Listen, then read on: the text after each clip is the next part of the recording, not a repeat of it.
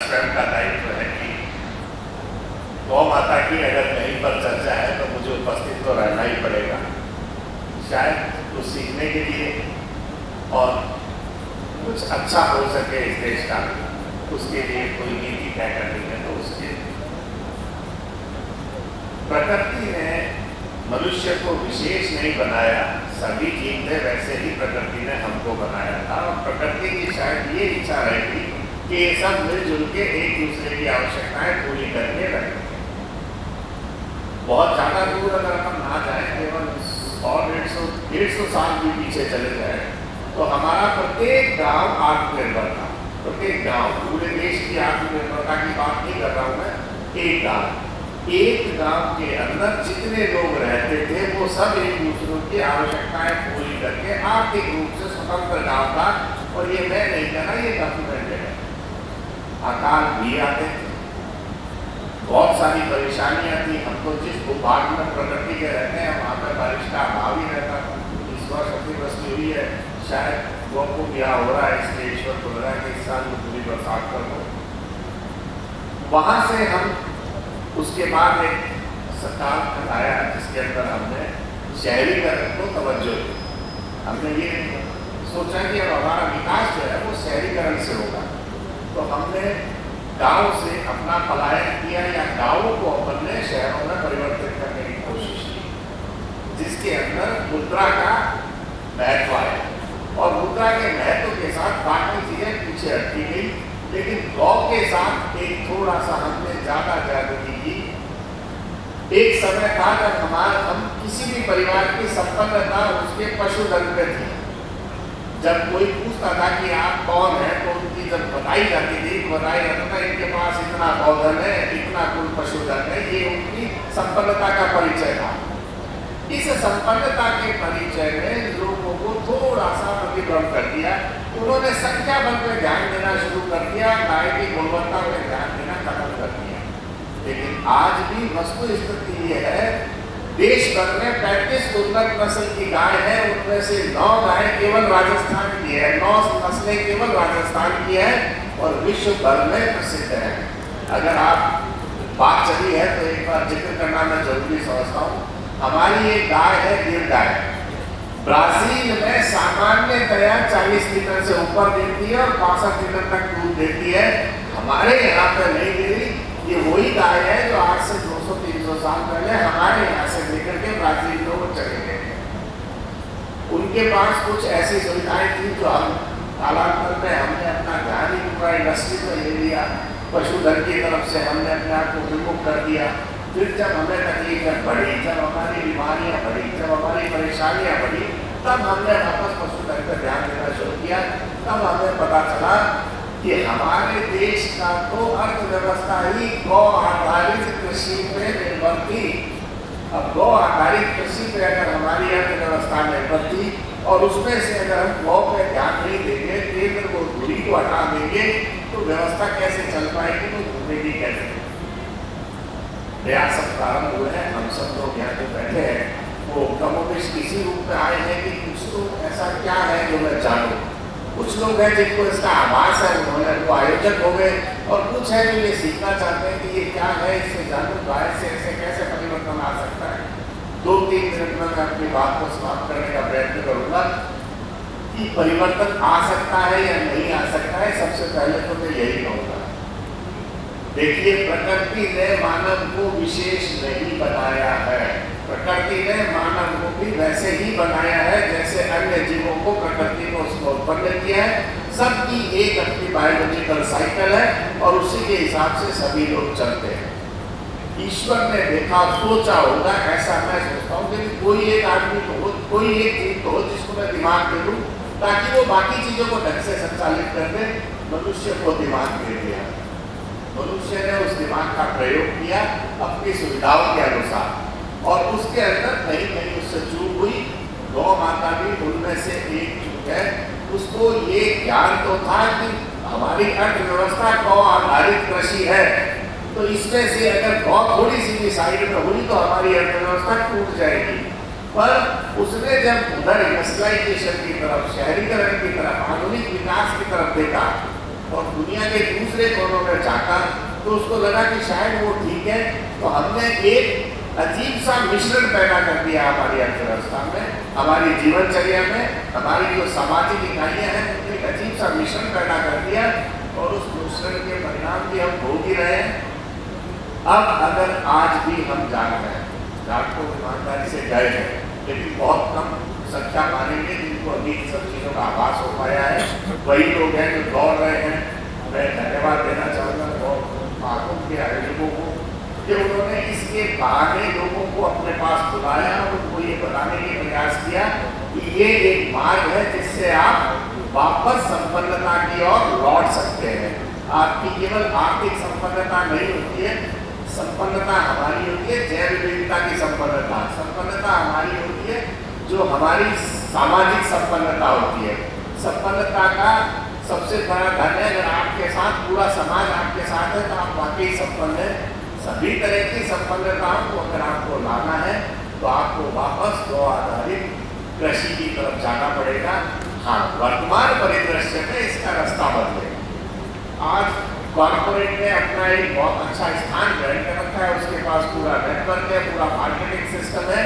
तो हमें इस गौ आधारित जो हमारी दिनचर्या या जीवनचर्या है जो सस्टेनेबल थी, टिकाऊ थी, व्यवस्थित थी, उसके अंदर इसको भी हमें इसका समावेश करना पड़ेगा और इस आधुनिकता को गौ की तरफ मोड़ करके गाय की संपन्नता को आप ले सकते हैं। जब हमारे पास संपन्नता का प्रतीक पशुधन हो गया तो हमने गायों की संख्या पर ध्यान दिया, उसकी गुणवत्ता पर ध्यान नहीं दिया। फिर थोड़े समय बाद ऐसा समय आया जब गायों को हमने दूध के लिए दी। हमने गाय को ये समझाया एक समय कि देख भाई तू 20 किलो दूध की सारी 100 गाय मिलकर दे दोगी तो मेरा तो काम चलेगा, बस बीमार मत पड़ना। तो हमारा पशुधन बीमार है। एक एफएमडी किसी विदेशी पशु की गाय के हो जाए तो उसका जीवन होगा, ये संभव नहीं है कि वो बचेगी, जरूरी नहीं है। बचने में तो बिल्कुल जरूरी नहीं है। हमारी गाय 3 दिन दूध पा करके वापस पहले जैसी खड़ी हो जाती है क्योंकि उसके अंदर रोग से लड़ने की क्षमता है। ऐसी बहुत सारी बीमारियां हैं जो हमारे पशुधन को छेड़ नहीं पाती। हमारे पशुधन के दूध में कैरोटीन मिलता है, जो पीलापन है गाय के दूध में, ये इसकी महाशक्ति है। इस कैरोटीन को आज भी हम जब घी लेते हैं तो उसके अंदर पीलापन जो ढूंढते हैं, क्योंकि हमारे पूर्वजों ने एक विशेष खुशबू और एक विशेष रंग के आधार पर ही गाय घी को बताया था कि ये घी अच्छा है और ये घी है। आज भी भैंस का घी जब सफेद रंग का आता है तो हमारे को लुभाता नहीं है, आकर्षित नहीं करता है, क्योंकि बुजुर्गों ने जो समय के साथ टेस्ट करके चीजें निर्धारित की थी वो हमें किसी पीढ़ी दर पीढ़ी मिलती रही और हमें मालूम था। हालांकि आज ये समय इन सब बातों को बहुत तेजी से करने का नहीं है, लेकिन एक चीज का है समय कि आपको बैठ करके 5 मिनट ये सोचना तो पड़ेगा कि अगर आज से 200 साल पहले हम एक गांव, छोटा छोटा गांव भी आर्थिक रूप से संपन्न था, इंडिपेंडेंट था, स्वतंत्र था, उसको पड़ोस के गांव की भी आवश्यकता नहीं पड़ती थी, तो उस समय के मुख्य पहलू क्या थे, क्या चीजें थी जो उनको ऐसा बना देती थी। हमें चाहिए कि हम खुद भी आज उन चीजों को अच्छे से जान करके, उन चीजों को वर्तमान जो हमारा जीवन दृश्य है उसमें समावेश करके उन्हें अपनी आर्थिक स्वतंत्रता प्राप्त कर सके। गौ एक उसके लिए साधन हो सकता है। अपनी बात समाप्त करने से पहले आपको बताऊंगा कि हमारे पास बहुत सारे जीव है, प्रकृति में भी है। गौ एक ऐसा जीव है जिसका कोई भी उत्पाद सदुपयोगी नहीं है। अब मैं यहाँ पर जब उत्पाद बोल रहा हूँ तो गौमूत्र को भी उत्पाद ही बोल रहा हूँ। आज बहुत अच्छी किस्म के वेल टेस्टेड प्रमाणिक ऐसे इंसेक्टिसाइड्स हैं जो फसलों में कीड़े वगैरह लगते हैं उनसे पौधे को बचाता है और उसके अंदर कोई भी केमिकल नहीं है। अगर ये सफल प्रयोग है तो उसको गौमूत्र कहते उत्पाद अगर मैं कहता हूँ, औषधि अगर मैं कहता हूँ तो गलत क्या है। और इसी देश के कुछ हिस्सों में सफल प्रयोग हो रहा है। किसान से गाय का मूत्र लेकर के उस मूत्र को संवर्धित करके इंसेक्टिसाइड बनाने में काम लिया जा रहा है। हमें अपने घरों में आम जीवन में केवल इतना ही ध्यान आता है कि गौ से अग्नि प्राप्त की जा सकती है, गौ के खेतले बना करके हम अग्नि प्राप्त कर सकते हैं या खाद बना सकते हैं, पर ये सर्वथा सत्य नहीं है।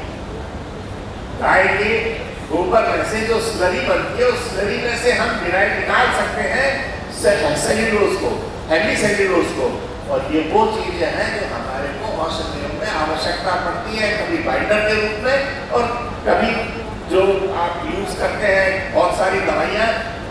नैनो टेक्नोलॉजी अगर आ गई तो आधुनिकता का समावेश करके गोली का साइज कम कर सकते हो और बहुत कम मात्रा में वो जो सेल्यूलोज है उसको उपयोग करके आप औषधि के अंदर क्रांति ला सकते हो। और ये सब चीजें प्रमाणित हो चुकी है, आज के दिन प्रमाणित है। आवश्यकता है तो केवल इसको आगे लाने की आवश्यकता है, क्योंकि उनके पास दूसरे साधन है और बाकी के दुनिया में कभी गौ इतनी महत्वपूर्ण नहीं थी, वो भी आहार थी।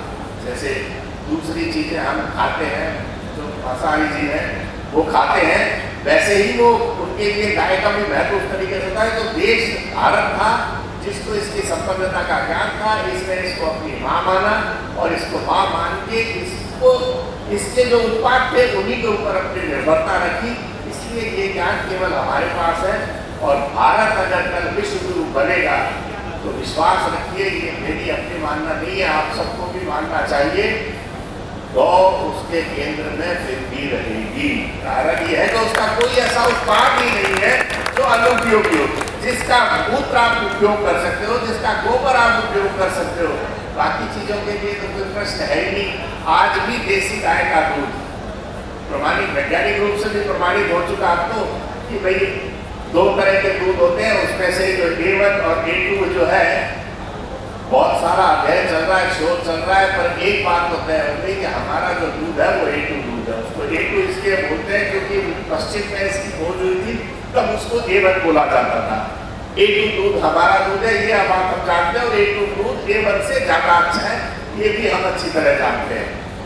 इसके बाद इसके शॉर्ट चेन फैटी एसिड या वैज्ञानिक रूप से अगर मैं बताने की कोशिश करूँगा तो समझ आएगा नहीं, क्योंकि एक दिन में सारी बात नहीं की जा सकती, पर इतना कह सकता हूँ कि हम अगर एक व्रत ले लो, कोई चीज होती है तो टाइम टेस्टेड होती है, टाइम टेस्टेड मतलब समय के साथ सिद्ध होती है, स्वयं सिद्ध जिसे पर बोलते हैं, गौ उनमें से एक। अगर आपको बहुत ज्यादा ज्ञान नहीं है तो कोई बात नहीं, पर ये ज्ञान आपको है कि हमारे पुरखों ने, हमारे बुजुर्गों ने आदि काल से अपने घर में एक गाय को जरूर रखा था। इसका मतलब कुछ तो ऐसा था जो उनकी आवश्यकताओं की पूर्ति करता था, कुछ तो ऐसा था जो उनको निरोगी रखने में सहायक था, कुछ तो ऐसा था जो उस वातावरण को देता था। उस गाय की उपस्थिति से हमें वापस उसको, उसका स्थान अगर आप देंगे तो आपकी अर्थव्यवस्था की वापस धुरी, आपके जीवन की, आपके समाज की वापस धुरी गौ आधारित हो जाएगी। और गौ आधारित होते ही आर्थिक संपन्नता, सामाजिक संपन्नता, शारीरिक संपन्नता, 3 ही संपन्नता है जिसके लिए इंसान जीवन पर्यंत भागता है। तीनों में ये सहयोगी रहेगी। कहने को बहुत कुछ है, लेकिन फिर कभी अगर समय दिया और गौतम का पुनः आयोजन हुआ और इससे बेहतर तरीके से हुआ कि आज यहाँ जो लोग सीखने आए हैं उनमें से कोई 2-4 करने लगेंगे तो ये गौ बातों अपनी सफलता पे होगा और ये राष्ट्र अपनी जो उन्नति है उसके शिखर पर पहुंच सकेगा। विकास की परिभाषा को हमें थोड़ा सा बदलना पड़ेगा। विकास वो नहीं है जो किसी यहाँ अच्छा देख करके हम अपने यहाँ लागू करते हैं। विकास वो है जो हमारी सबसे अच्छी चीज को हमारे आगे, हम लोगों के आगे ला करके रख सके, क्योंकि वही टिकाऊ है। वो तो देख के लाई हुई चीज है, वापस लौटानी पड़ेगी, आपको कभी सूट नहीं कर पाएगी। लेकिन जो हमारी अपनी है वो हमारे पास रहेगी और हम उसका उपयोग कर पाएंगे। आप सब लोग इस गौकुल में आए, इसके लिए मैं आपको धन्यवाद देना चाहूँगा, बहुत बहुत धन्यवाद देना चाहूँगा गौकुल के आयोजकों को। इस तरीके का कार्यक्रम